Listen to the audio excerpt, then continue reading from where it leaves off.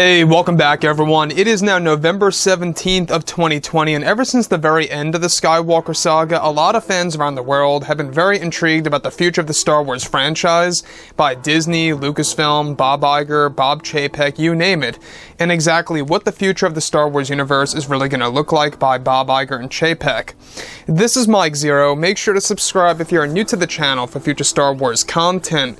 Now, one thing about Disney Star Wars is that yes, we do know that they are currently in a phase of damage control and desperation, really trying to get out of that phase and to really get on the road to success here.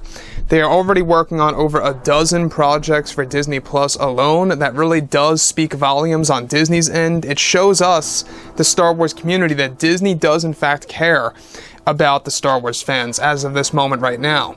You know, a lot of fans out there have been very skeptical about whether or not Iger and Chapek are going to be able to pull it off with George, John, and Dave at the helm here, but I really do believe that they are going to pull it off, because we've got George, the creator, we've got Dave Filoni, the protege of George Lucas, and we've got Jon Favreau, which, by the way, is a pioneer, because he is the very first guy to have developed a live-action Star Wars TV series on a streaming service, so that really is quite something.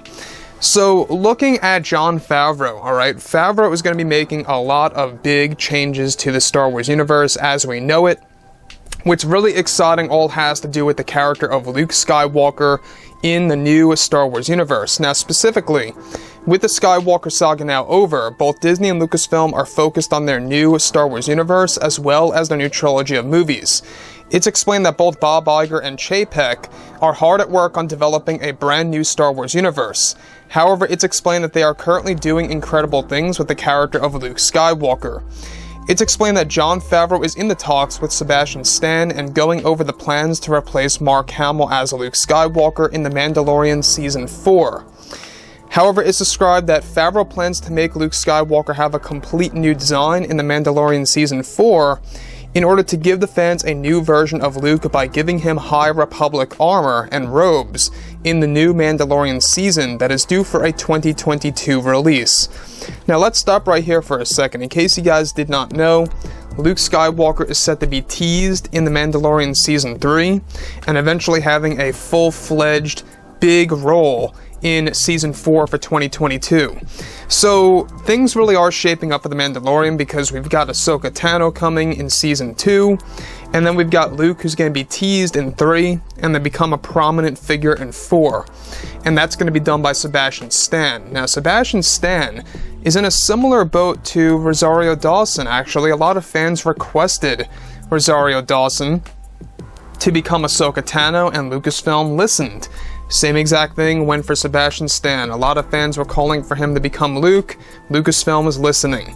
So Jon Favreau picked up on that and tried to make it a reality, and he did. That's exactly what he's doing right now behind the scenes. Now, the thing about this that may worry some fans out there is look at what happened with the Han Solo Star Wars movie with Alden Ehrenreich. A lot of fans weren't all that crazy about Alden portraying the role as Han Solo. Of course, he didn't look exactly like Han Solo, that was a major player in all of that, but I digress. So not just that, but also, alright, Sebastian Stan is described to be very excited to step in for the role of Luke in the new season of The Mandalorian, where he will replace Mark Hamill as Luke Skywalker. Not just that, but Favreau plans to give Luke a brand new lightsaber blade in The Mandalorian Season 4, in order to create an original touch to the character by giving him a different color blade that will neither be blue or green. However, the green saber is still planned to make an appearance as well as Luke's Jedi Temple, and that the Jedi are indeed planned to be teased in The Mandalorian Season 2. Luke in the 4th season is also planned to be shown as the master of the new generation of Jedi that will be highlighted in the new series. So, once again guys, like I say, Mandalorian is really shaping up. Season 2 is just a starter, right? 3 is going to be a moment where they're really going to raise their budget, they're going to make it more high value, and they're also going to pour in new characters and Star Wars Legends characters in the mix as well.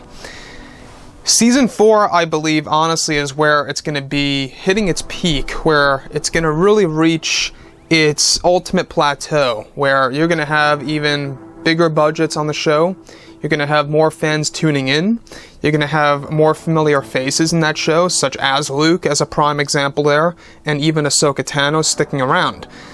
So, Mark Hamill getting replaced as Luke by Sebastian Stan, I don't see this as a terrible thing. We've talked about this before in the past. I think honestly that regardless, it's going to be a very interesting process to see how the Star Wars fans will accept a new actor taking on the role of Luke in the Mandalorian series.